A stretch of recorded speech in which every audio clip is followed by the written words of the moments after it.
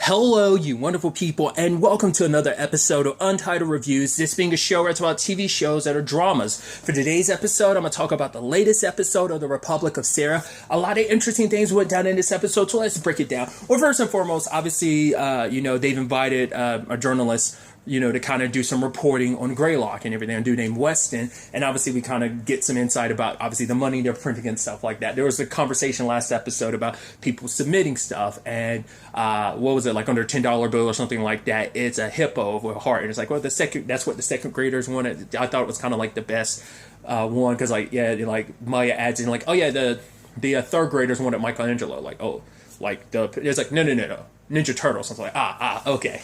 But then also like Maya's calling out Sarah being like, oh, he's kind of a hottie. And she's like, I'm literally not going to have a conversation about my love life with my former student. She's like, what love life? And it's like, what? It's like, yeah, you talking about like, oh, you're keeping it professional. Weren't you just checking out his ass? And then she just like, wait, what? How am I having this conversation with a former student?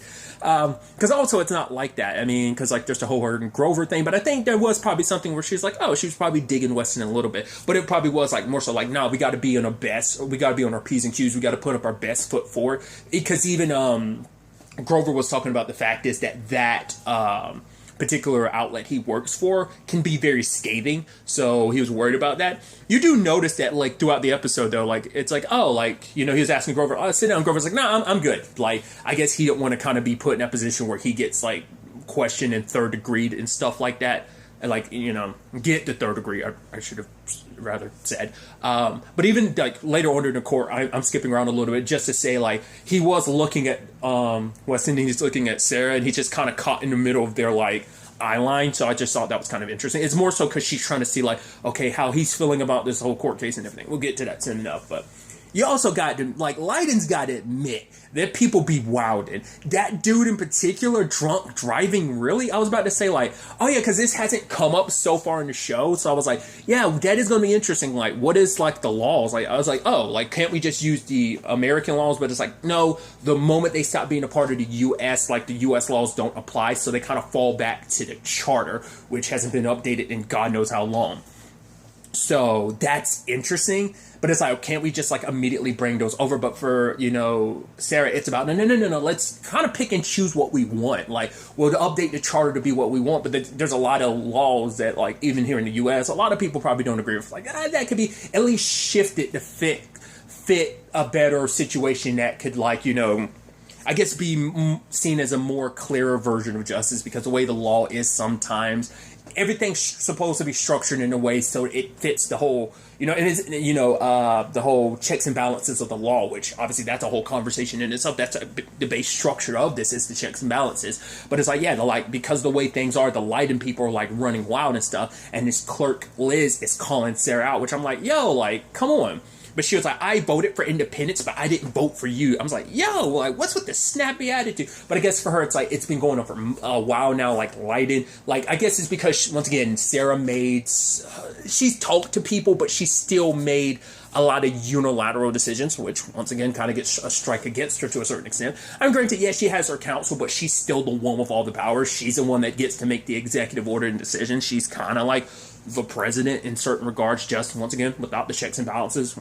And we'll get to that soon enough. But obviously you had the whole situation where like Maya was hanging around some girls, got drunk, dared to like get into a bulldozer, and she knocked over a whole bunch of like toilets. And it's like, yeah, and because Sarah had just previously, to keep the Leiden people in check, basically anyone that hasn't been there for like 6 months, and if they cause too much damage and rack up certain like crimes or whatever, they get deported. This way, Sarah was like, this way we keep the Leiden people in check while also making everyone in Greylock feel like, okay, like there's some order to this. But that gets complicated when Maya gets busted for what she did, because she checks a lot of the boxes legally of the mandate that Sarah put out there. So it's like, okay, so it's like, no, Maya, she's under the age. It's like, yeah, but because of the charter, which they're going by, and consider, even if she's just 16, like back in the day, you'd be freaking married off and stuff like that. So like, you'd still be legally considered adult even back then. So Sarah kind of has to go, no.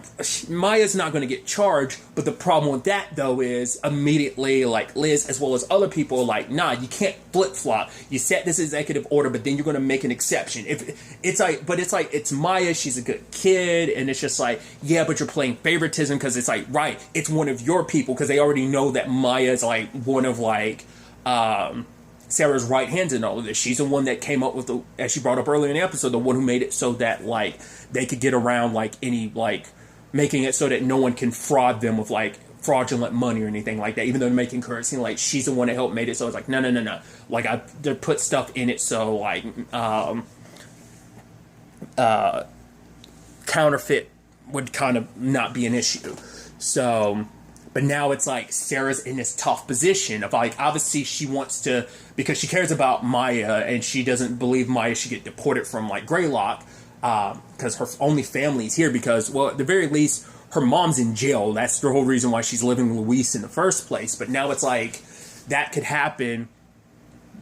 So Sarah's stuck because it's like, right, do I look out for Maya, or, like, if I don't do this, if I don't keep and appease these people, they're going to be an issue, because Liz is like, me and other clerks, we're going to shut down work, and we'll see how things kind of operate. Because part of me is wondering, like, if you didn't vote for Sarah, like, that was a decision made by a whole bunch of people at that council meeting, but maybe it's a situation where it's like, right, but you're not the leader I wanted, like, you're not qualified. I mean, and that's the sad thing is, like, I mean, that's just, I guess that's the good and bad of it. Like, you know, like, I mean, that's the whole point. Like, you know, you want kids to believe, like, oh, even you can do anything in the world. You can become president. Yes, that's a whole conversation people have where they're like, don't set kids' expectations too high. Like, keep things realistic, yada, yada, so on and so forth. That's a whole conversation in itself. But the fact is, seeing that Sarah is just a teacher, being that in a position, it's like, oh, like, yeah, but it's also like, that's also the problem. Like, she is just a teacher. Like, you know, her own knowledge is not, you know, I mean, I'm sure there's plenty of presidents who go into it not knowing everything, you know, so, but her just being like a normal person, that was kind of appealing of, like, right, you're a pillar of this community, you're a teacher, but, I mean, because she knows history the way she is, because she's a teacher, specifically a history teacher, she knows, a lot of, like, you know, a lot of history, and probably knows has some idea of just kind of where, you know, how things should be, and, you know, so, but she's also someone that has the best of intention. It's not like she's malicious in her, it's like, no, she's trying to do what's best for everyone. So, like, I felt bad for Sarah, because, like I said, she was just in this compromising position of, like, it's not one of those situations where you can have it your way. Like, there's either this or there's that. There has to be a choice. You don't get to keep both. You don't get to, like, make sure that Maya stays and then appease everyone else to a certain extent. It kind of gets that way later on, but, you know, we'll get to that soon enough. But, so she and, her and, Danny come up with an idea. He represents Maya in court. This way, everyone, like, she gets prosecuted the way people want to, and it's like, if Danny's able to get her off, which she's like, Danny, you're going to be able to do it. You're going to be able to run circles around the Greylock DA. Or the DA in general. So it's like, what you're going to be able to do is appease the town folk, because they're like, right, you will be the one that be able to set the standards so that mine will be okay, and then we can, like, you know, like, this sets the standards, because that's always crazy when you think about it. Like, that's how laws are made, because it's like, right, there had to be a first for every law. Like, you know, that's how amendments and stuff like that end up happening, because it's like, right, there's something that came about. Like, it's like, right, we've never experienced this before, so this is a first. So Maya's case will set the precedent going forward of, like, you know, adding alterations to the executive order. So this is way Sarah can modify what she did without technically going back on it. Also, it gives Leiden the leeway that they kind of wanted. It's like, right, like, Danny kind of getting a victory will make the people at Leiden be like, oh, yeah, it's one for us. Like, so it's a win-win, but also no one could ever know we had this conversation. The fact is that got brought up made me think that it was going to get revealed, and it's like, well, there's this whole setup. Granted, this could potentially come back later on, but I don't see it being an issue later. But, I mean, it still could be, because it could flow into, like, Sarah's leadership, and the fact is that she's making backdoor deals and doing shady stuff like that, you know, contradicting her own orders and stuff like that by kind of circumventing them to a certain extent. So, I think it could still come back later on, but the fact is it didn't come up this episode makes me feel like that might be less likely. But once again, we have to keep that in mind going forward, whether or not that will. But during the court case, Danny, who, obviously gets Maya to open up to him, because Maya is furious at, Sarah, because it's like, wait, you doing this? Like, you're supposed to be my friend. And obviously Luis is pissed. I'm like, I feel bad, because she's like, what am I supposed to do? Like, yes, like, I did this thing. Part of me thought, like, Maya did it on purpose initially. I thought, like, right, she was using this as using it as an excuse so that she could get, because she didn't want to be around Greylock initially anyway, but now it's become home to her. Like, she has friends. That was the whole point of, like, going to that party, and she ended up getting drunk and yada, yada, yada, to dare and everything. It's because, like, Tyler isn't there and Bella isn't there. Like, she wanted to, expand her network, because those are the only two people she's really friends with, and neither one of them was in town. Obviously, like, Tyler was like at like a competition or something like that, and Bella's at the boarding school.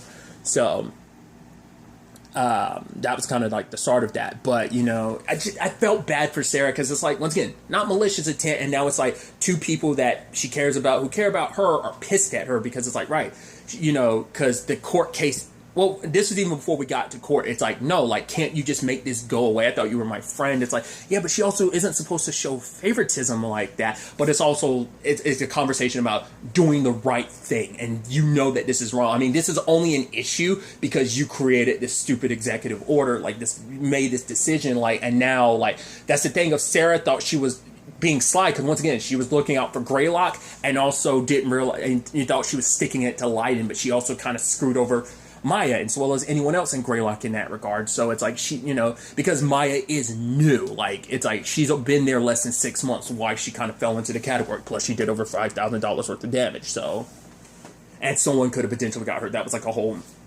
aspect about it. But I don't know. It's one of those things where you're like, once again, heavy is the head that wears the crown, and it's like, you do not envy Sarah at all. She is trying her best, but this also kind of plays into it a little bit when it's like, remember the whole last episode was about In Us We Trust. It's like, she still kind of did a lot. She still has that, she's stubborn in that regard, where she still has to do everything by herself. It's actually interesting too, because Danny ended up telling a story about Sarah, where he talked about how, oh yeah, she took like car cables and stuck it to his like elbow just because she wanted to change the station. At first I was like, is Danny lying? And that's actually switched around, but it's like, no, I guess for him it's like, it's like, it's kind of sad that like you or like, but I guess it's like, it got Maya to open up, because it's like, oh, she's like, did you ever get that ice cream? He was like, no. She's like, do you want some? He's like, only if it's chocolate. She's like, is there any other kind? So, but Danny did his best in court, like, he brought up a lot of stuff, because obviously, like, the DA or whatever, prosecutor was, like, trying to be like, oh, no, like, her mom is a criminal, so obviously and he's like, this has nothing to do, he's like, if we were all being judged for what our parents would be, like parents were and did, like, we'd all be in jail. Hell, me and my sister would be serving a life sentence. Kind of got a life out of the court. But the case didn't go the way they wanted to, because the judge is the one. In this particular case, there is no jury, just the judge being the one that decides. But she basically said, like, it's supposed to be like her. She's supposed to be the conscience of the town, but it's like, honestly, the one who speaks honestly of the conscience of the town is Sarah, because she is the leader, and Maya's crimes fall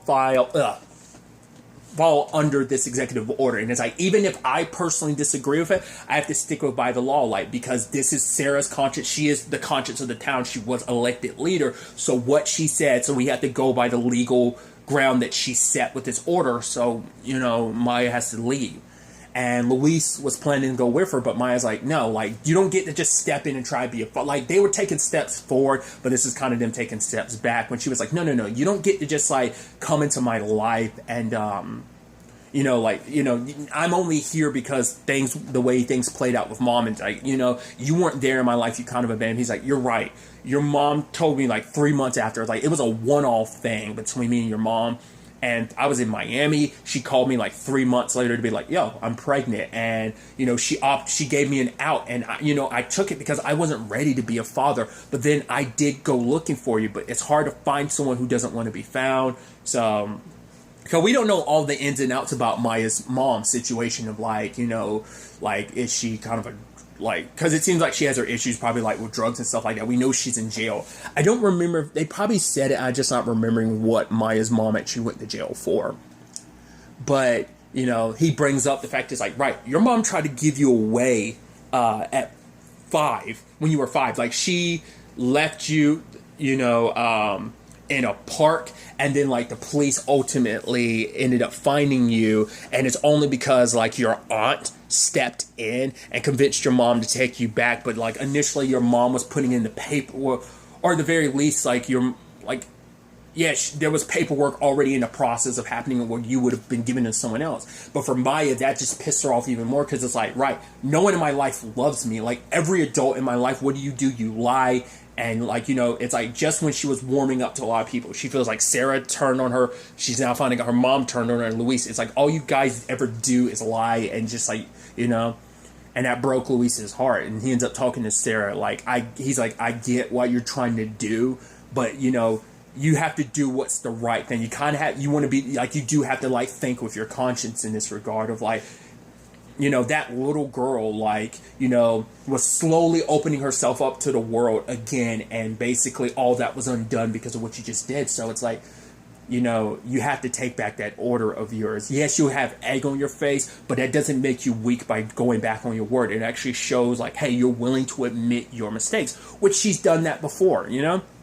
And it's like, you just have to do it this time too. So she does. Like, she takes back the order and she modifies it, and basically gets rid of it, the situation with Maya, you know, which obviously does not sit well with Liz. It's like, right, she was able to find a way around it by basically saying, like, anyone who's committed these crimes, like, they don't get deported. They are a part of Greylock, so they have to give back to Greylock, so they have to do community service. So that's kind of a little bit of a middle ground with the whole situation, like, kind of keeping some of it while modifying it so that it's not as harsh. Because once again, it's like, she started it mainly as a middle finger to Leiden, but it ended up causing issue for Greylock. So it's like, right, we are kind of a community, and me doing what I did actually hurt the heart and soul of this community, because there are people like Maya who felt like they were a part of it. This was their home, but they have it kind of taken away because of all this. And Sarah, you know, it's like, right, a friend who, she's like, I hope still thinks of me as a friend,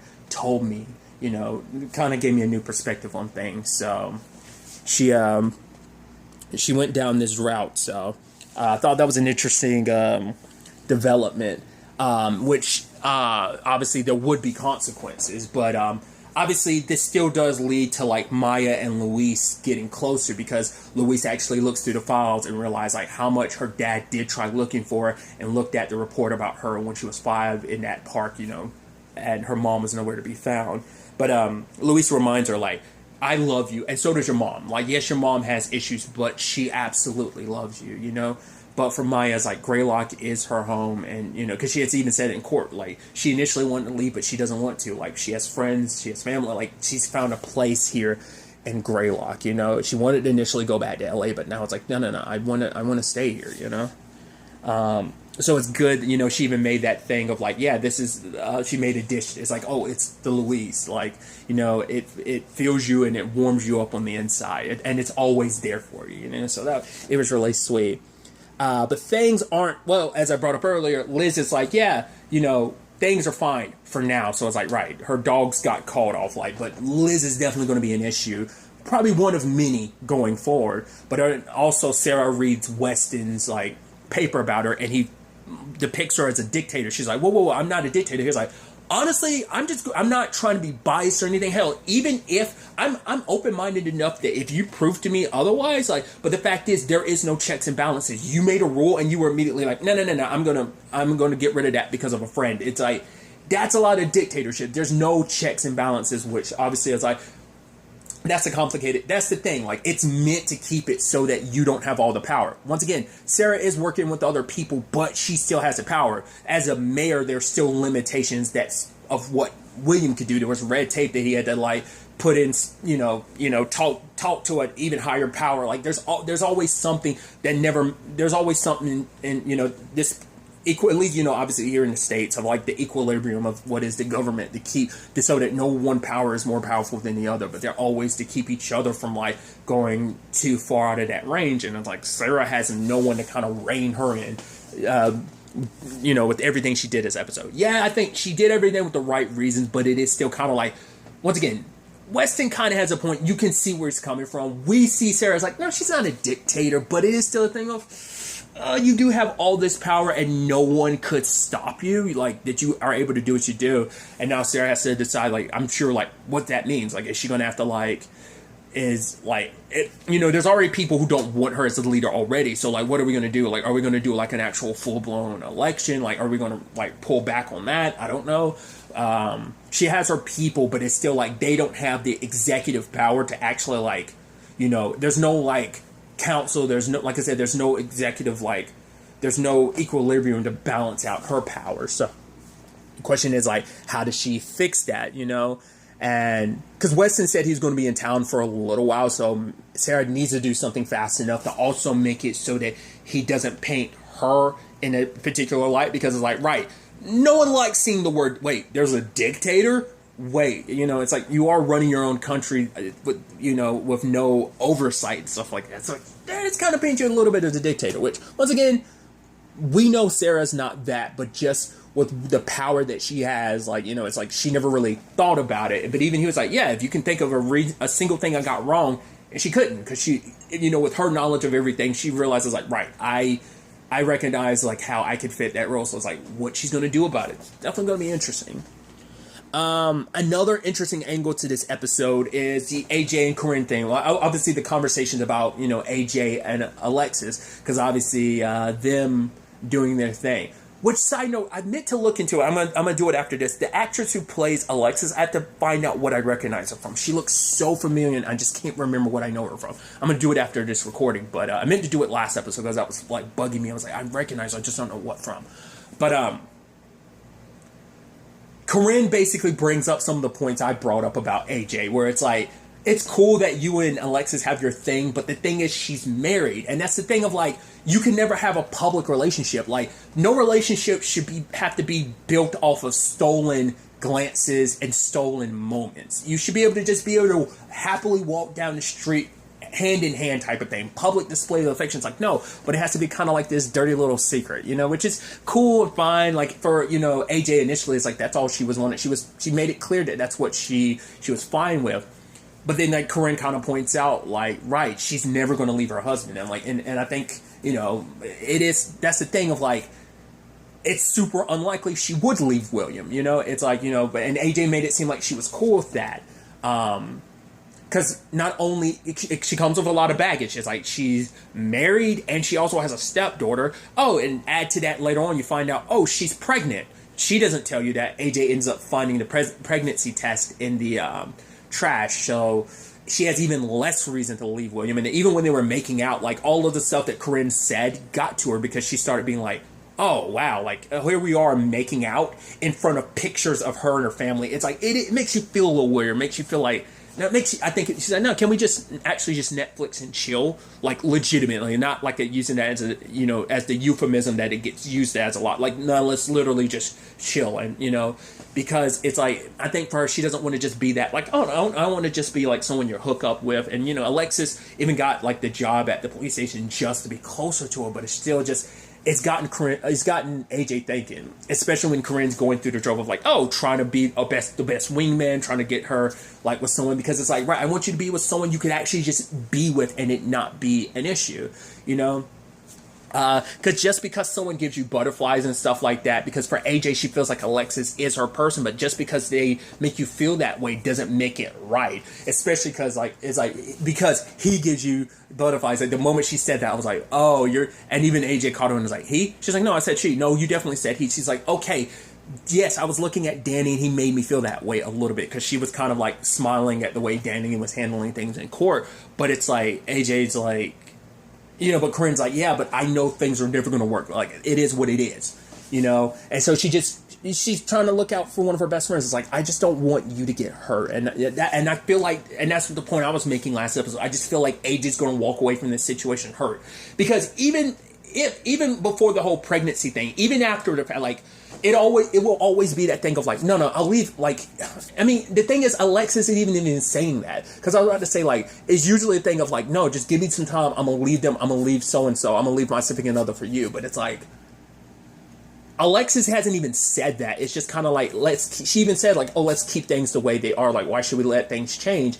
And you see that kind of hits AJ. Like, she realizes now, like, obviously her, like, she said to herself, like, oh, I'm cynical. But now it's like Alexis kind of melted away some of that cynicism. And it's like, I think AJ's starting to realize, like, I want more. Like, I want to be able to, like, have probably those family pictures. Like, to be able to be a part of that world with someone. But it's like, that doesn't seem like it's in the future for her and Alexis. So that's why I wanted her to kind of move on and find someone else. Like, this is nice and dandy, and obviously it's like you care very deeply for Alexis and she cares about you, but it's too much of a complicated thing that I feel like this can only end badly. And even if she did leave William, I still feel like there would be a negative connotation to that relationship, that it's still end badly. Public, like, it'd be a whole public thing, like everyone would be in your business in that regard. So that's why I'm like, I think even if, like, I think it's going to get found out eventually. I think William's going to find out first, and that's going to blow everything up. I don't know. We'll have to wait and see how that all plays out. So there's all of that.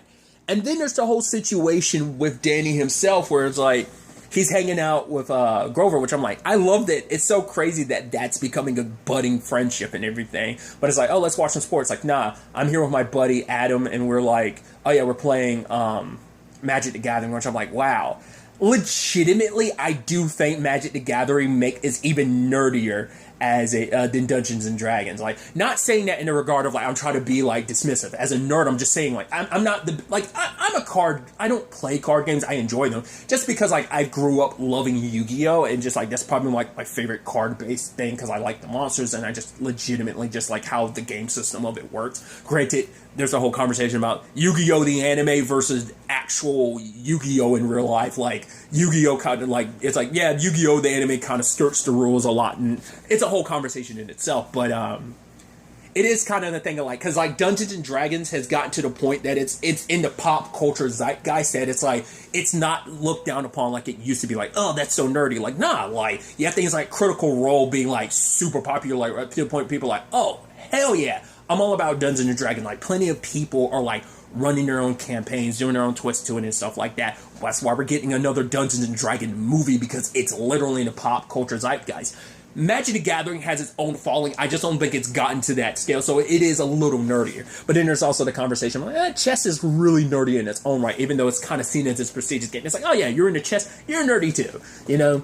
Because that's a whole thing about Danny being, because like, initially him and Adam get off on the wrong foot, but then Adam apologizes. Yeah, I thought you came here to blow up I know you didn't come here to blow up our house, the household and everything like that. Danny taking that, even I thought like, oh, he's talking about Sarah.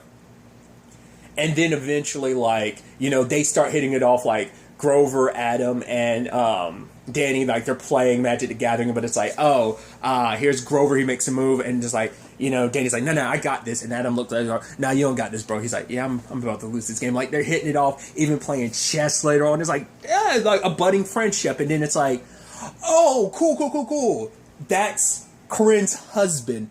Cool. And then he brings it up to Grover. It's like, why didn't you tell me? Like, it's like, why? Well, why did Leiden have to like bulldoze my house? It's like, all right, fair point, but come on, bro. It's like, yeah, it's like, what do you think that apology was about? He said we were in a conversation of Sarah. I thought he was talking about Sarah. I didn't realize. It's like, right, now context clues of what he meant by, hey, I'm not trying to like mess up your house, mess up the house. I know you didn't come here to burn down the household or whatever. He's like, right. He's like, him and Corinne's relationship, of course. And it's like, he's like, but still, I could have used some more context. Like, it would have been better if I had you guys made it clearer. He's like, well, what was he supposed to say? Like, hey, Danny, like, we both slept with the same woman. He's like, yeah, that would have made it worse. So it's like, it is kind of a thing of like, you know, why didn't Corinne say anything? Why didn't he say anything to like Corinne or anything like that? Like, didn't she know that we were hanging out? It's like, yeah, what is he supposed to say? Like, oh yeah, like me and your ex are like becoming best buds or something. It's like, oh God, that's an awkward and complicated thing, especially considering Corinne still has feelings for Danny. Potentially Danny being her kid. I mean, maybe Danny being Danny being Josh's dad potentially.